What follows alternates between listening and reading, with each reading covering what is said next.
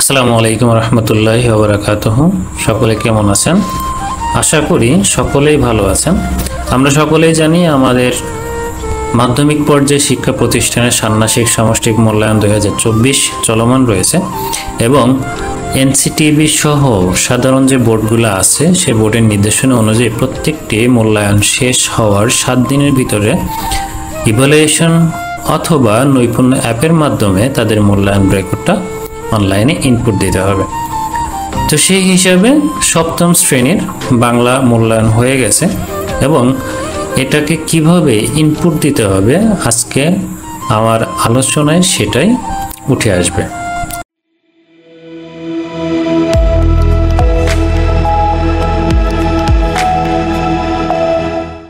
আমরা আগে শিক্ষকদের জন্য সাধারণ যে নির্দেশনা দেওয়া হয়েছিল আমরা সেই নির্দেশনাগুলো একটু পড়ে দেখতে চাই।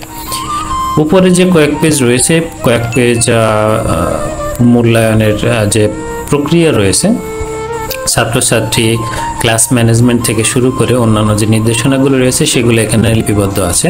আমরা সরাসরি সাবজেক্ট ওয়াইজ যে নির্দেশনা ছিল সেগুলো ভিতরে আমরা চলে যাই।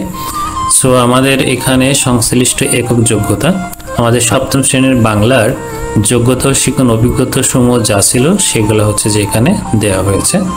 সো আমরা একটু নিচে যাই। ষান্মাসিক সামষ্টিক মূল্যায়ন প্রক্রিয়ার সাময়িক বন্টন, এটা পরীক্ষার সময় আমরা ফলো করেছি এবং সেই অনুযায়ী মূল্যায়ন কাজে শিক্ষার্থীদের অংশগ্রহণে সাহায্য করেছি।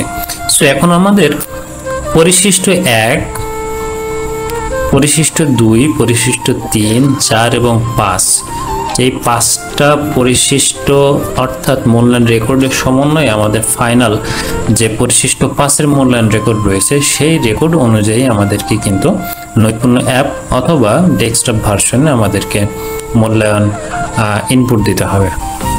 সো এখানে কোন কোন পিআইগুলো রয়েছে আমরা একটু দেখে নিই। প্রথম পিআই রয়েছে কাজ 1। আমরা যদি মূল্যায়নের প্রশ্নটা দেখি তাহলে সেখানে কিন্তু কাজ 1 রয়েছে। সুতরাং কাজ 1 জোড়ায় কাজ এবং একক কাজ, এখানে 3টা পিআই রয়েছে, 7.1.2, 7.1.3, 7.1.2। এখানে সম্ভবত কর্তৃপক্ষ একটু ভুল করে ফেলেছে, এই যে 06 রয়েছে এখানে 07 হবে। আচ্ছা, নিচে যেটা আছে কাজ 2 একক কাজ অনুচ্ছেদ লেখা, এটাই রয়েছে 4টা পিআই এবং শেষ কাজ 3 যেটা আছে দলগত কাজ এবং একক কাজ, এখানে রয়েছে 2টা পিআই।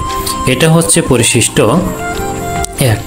এখান থেকে পরিশিষ্ট 2 পর্যবেক্ষণ রেকর্ড ছক, সংরক্ষণ ছক, এটা হচ্ছে যে প্রত্যাবেক্ষক রেকর্ডটা করবেন। এরপরে লিখিত যে উত্তর মূল্যায়ন ছক সেটা হচ্ছে যে আমাদের এই অনুযায়ী হবে।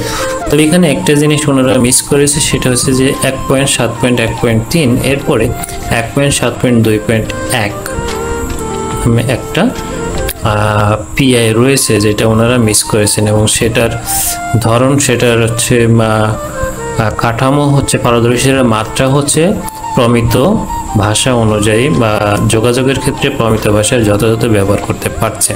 আমরা এখানে পিআইটা না পেলেও আমরা ফাইনাল ইনপুটের সময় নৈপুণ্য অ্যাপে সেই পিআইটি পেয়ে যাব। এটা হচ্ছে যে লিখিত উত্তরপত্র মূল্যায়নের রেকর্ড ছক। এটা হচ্ছে যে খাতা যিনি মূল্যায়ন করবেন বিষয়ভিত্তিক শিক্ষক, সেই শিক্ষক এটা পূরণ করবেন কাজ 1, কাজ 2, কাজ 3 এই অনুযায়ী। এবং সর্বশেষ উপরের 4টি মূল্যায়ন রেকর্ডের একটা ইভ্যালুয়েশন করে পরিশিষ্ট 5 রেকর্ড অনুযায়ী পিআই অনুযায়ী তিনি পূরণ করবেন। এখানেও দৃশ্যমান যেখানে কিন্তু একটা পিআই মিস করেছেন, যেটা আমরা নৈপুণ্য অ্যাপসে গেলে দেখতে পারবো। সো এই হচ্ছে যে ছিল আমাদের নির্দেশনা। এখন চলুন আমরা একটু নৈপুণ্য অ্যাপ ওপেন করে দেখি আসলে কিভাবে এটা পূরণ করতে হবে এবং কিভাবে বোর্ডে জমা দিতে হবে। নৈপুণ্য অ্যাপের মাধ্যমে শিক্ষার্থীদের অর্জিত রেকর্ডের মাত্রা ইনপুট করার জন্য আমরা প্রথমে নৈপুণ্য অ্যাপসের মাধ্যমে ভিতরে প্রবেশ করব। ভিতরে প্রবেশ করার পরে আপনার ইউজার আইডি পাসওয়ার্ড চাইতে পারে, আপনারা আপনাদের ইউজার আইডি এবং পাসওয়ার্ড দিয়ে লগ ইন করবেন। লগ ইন করার পরে আপনার সামনে এরকম একটি ইন্টারফেস আসবে এবং সার্ভার থেকে আপনার তথ্যগুলো তারা যাচাই করবে। করার পরে আপনার সামনে এরকম একটি ইন্টারফেস আসবে। মনে রাখবেন আপনার নৈপুণ্য অ্যাপের ভার্সন 2.0.2 হতে হবে এবং আপনি যে শ্রেণীর মূল্যায়নটি করতে চান আপনারা সেই শ্রেণীর উপরে ক্লিক করবেন। করার পরে আপনার সামনে এরকম একটি ইন্টারফেস ওপেন হবে যেখানে শিক্ষণকালীন মূল্যায়ন, ষান্মাসিক সামষ্টিক মূল্যায়ন এই 2টা অপশন আপনার জন্য খুলে দেওয়া হবে। তো শিক্ষণকালীন মূল্যায়ন ইতিমধ্যে ইনপুট করা হয়ে গেছে। সো আমরা এখন ষান্মাসিক সামষ্টিক মূল্যায়নের ভিতরে যাব।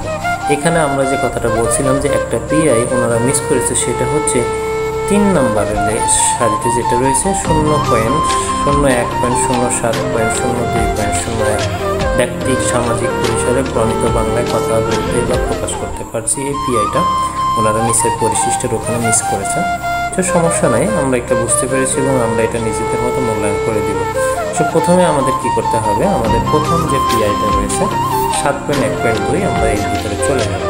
আপনার সূচকগুলো দিয়ে আছে, ব্যক্তির আগ্রহ চাহিদাকে বিবেচনায় রেখে যোগাযোগ করতে পারছে। আপনারা এগুলো পড়ে নিয়ে বন্ধ করলে আপনার এটা ওপেন হয়ে যাবে। সো আপনার যে একেবারে যে শিক্ষার্থী যেমন পেয়েছে সেই শিক্ষার্থীকে আপনি আপনার রেকর্ড অনুযায়ী পরিশিষ্ট পাসের রেকর্ড অনুযায়ী ইনপুট দেবেন। সো আমি একটু ইনপুট দিয়ে নিচ্ছি। তো হয়ে গেল আমার ইনপুট দেওয়া। এখন আমরা 2টা কাজ করতে পারি, একটা হচ্ছে খসড়া সংরক্ষণ করা, আর একটা হচ্ছে জমা দিন বাটনে চাপ দিয়ে সরাসরি সার্ভারে জমা করে দেওয়া। এখন আপনি জমা দিন বাটনে তখনই চাপ দেবেন যখন আপনি 100% নিশ্চিত হবেন যে আপনি যে পিআইগুলো এন্ট্রি করছেন এটা সঠিক আছে। সো আমি আমার পিআইটা আর একটু যাচাই করতে চাই, যার কারণে আমি খসড়া সংরক্ষণ বাটনে ক্লিক করলাম। খসড়া সংরক্ষণ বাটনে ক্লিক করার পর আপনার ইনপুটকৃত পিআইগুলো পারদর্শিতার সূচকগুলো খসড়া হিসেবে সেভ হয়ে যাবে। আপনার একটা পিআই সম্পন্ন হয়ে গেলে আপনি দ্বিতীয় পিআইতে যাবেন এবং একইভাবে সম্পূর্ণ পিআইগুলো পূরণ করে খসড়া সংরক্ষণ করবেন, অথবা যদি 100% নিশ্চিত হন তাহলে জমা দিন বাটনে ক্লিক করে সাবমিট করবেন। এই ছিল আজকের মতো। সকলে ভালো থাকবেন, সুস্থ থাকবেন এবং চ্যানেলটি সাবস্ক্রাইব করার অনুরোধ করি।